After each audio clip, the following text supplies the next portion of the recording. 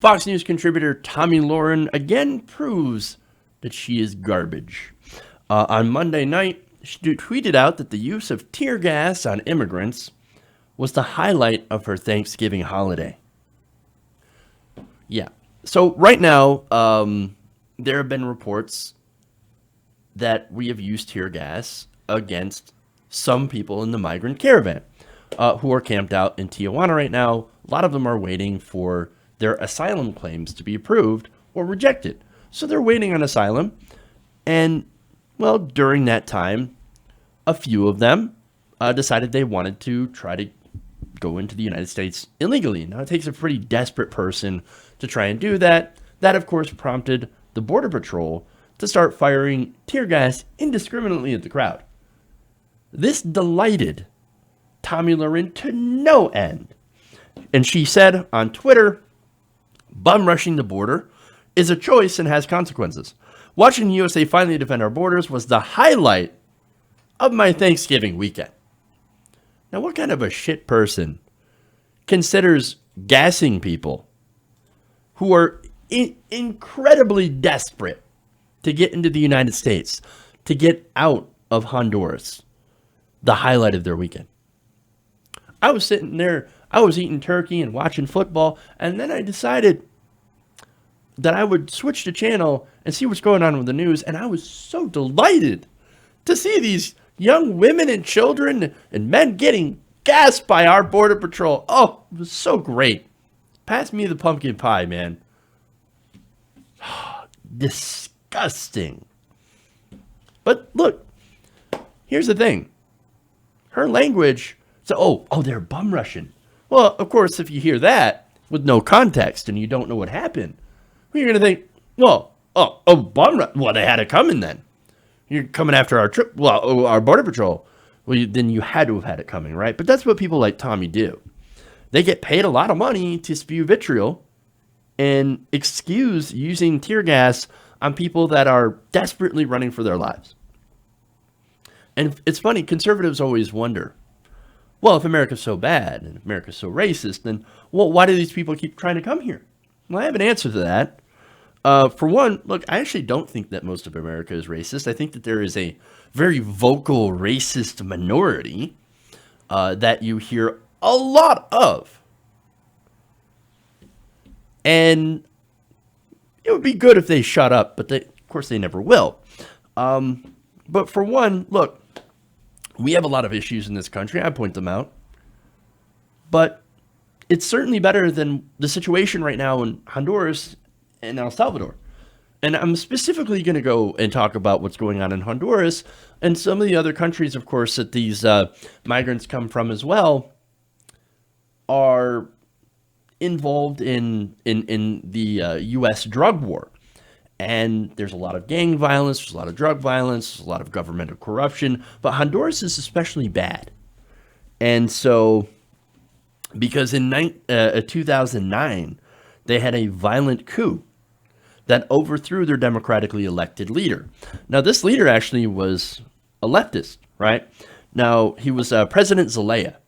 And during his tenure, he raised the minimum wage, provided free school lunches, milk for children, pensions for the elderly, and additional scholarships for students.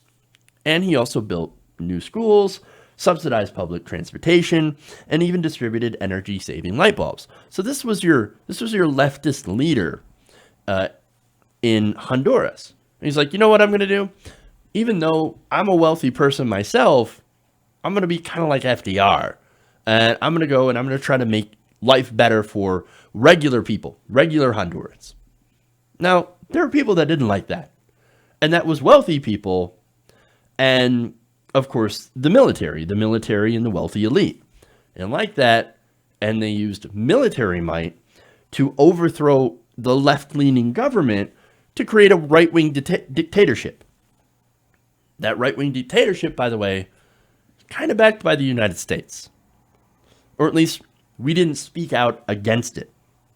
The leader of the coup, by the way, General Romero Vasquez Velasquez, was actually a graduate of the notorious School of the Americas, a U.S. Army training program nicknamed the School of Assassins for the sizable number of graduates who have engaged in coups, as well as the torture and murder of political opponents.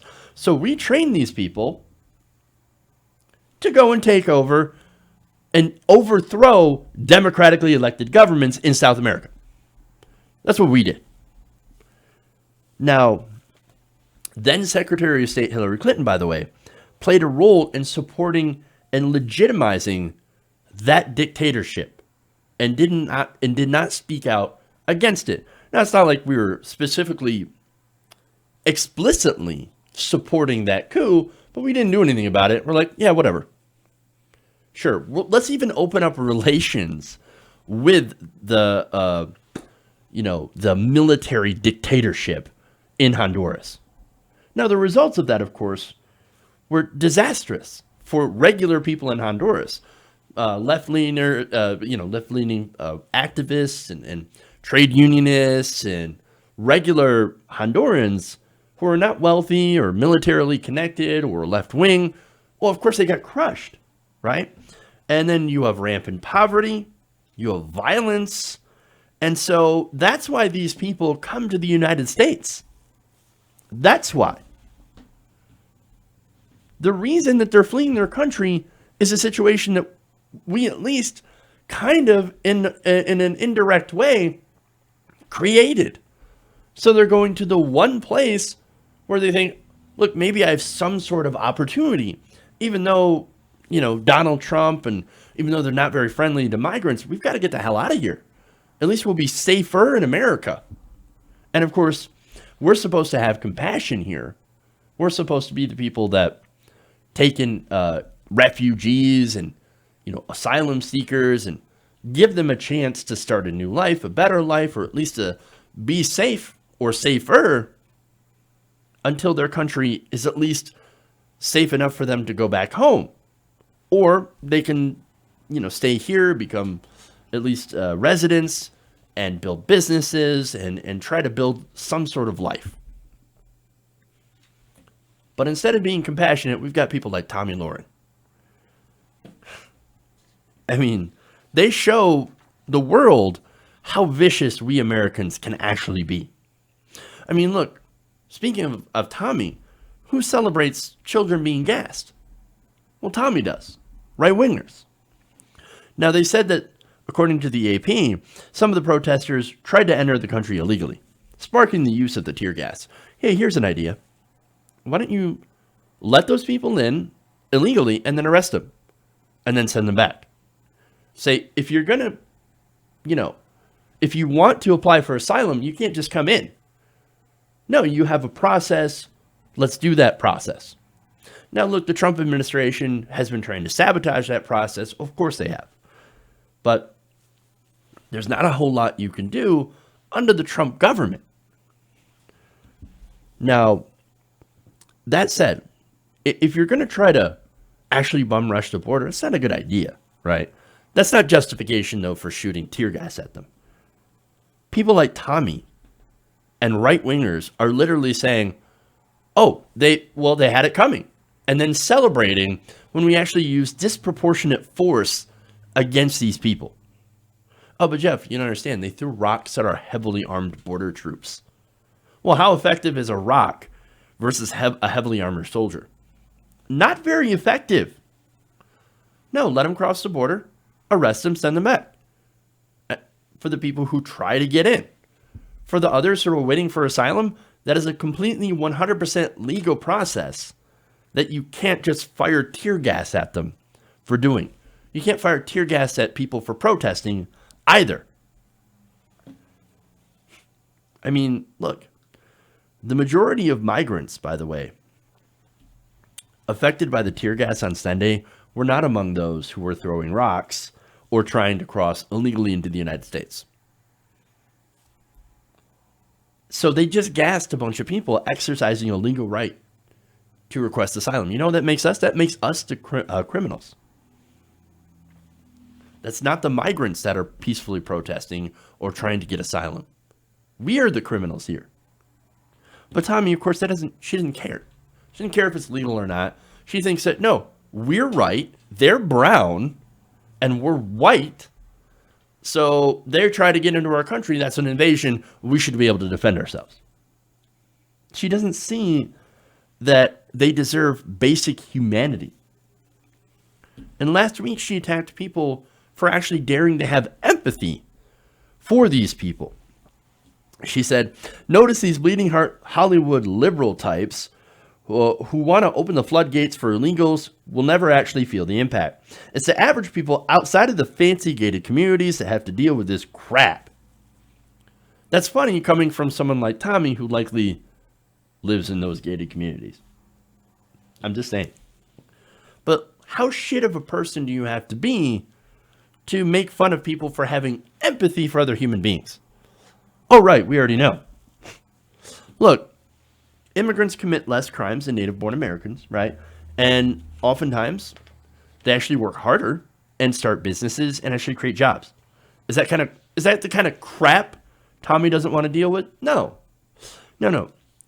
What it is that people like Tomi are rewarded for saying these things by getting lots of money and attention from angry white people. These angry white people feel like they're losing their sense of entitlement due to the browning of America. Now, those people, they're not the silent majority. No, in reality, they're the extremely loud and fearful minority. They're full of such fear from all this Fox News right-wing propaganda about immigrants and about migrants. And they've been whipped up into a frenzy. And so what we've got to do is we have got to dispel that fear with facts. At the end of the day, facts matter. And they're stronger than the strongest propaganda. And ultimately, I think people are good people. Americans are good people. We do have empathy. We do care. And that's why this has, of course, prompted massive backlash among a majority, I think, of Americans who see these people not as a threat, but as people just like them who are trying to build a better life for themselves. So at the end of the day, Tomi's bullshit propaganda just shows how terrible a person she is. And at the end of the day, I think her side is definitely going to lose. Hey guys, hopefully you enjoyed that free video. Now I'm going to have to ask you a favor. Between the demonetization and the YouTube algorithm messing around with view counts, etc., we're having a hard time adjusting to the new YouTube reality, which is where you guys come in. See, we have a Patreon, patreon.com/TYTNation, set up to help us rely on you guys, the viewers, instead of big corporate ads. Look, you know the show. You know I'm not in favor of big corporations anyway. So help us transition away from relying on the ad model to pay the bills and sign up to be a patron, patreon.com/TYTNation. That goes a long way to help us keep the lights on. And you guys will know that you're supporting independent, progressive media.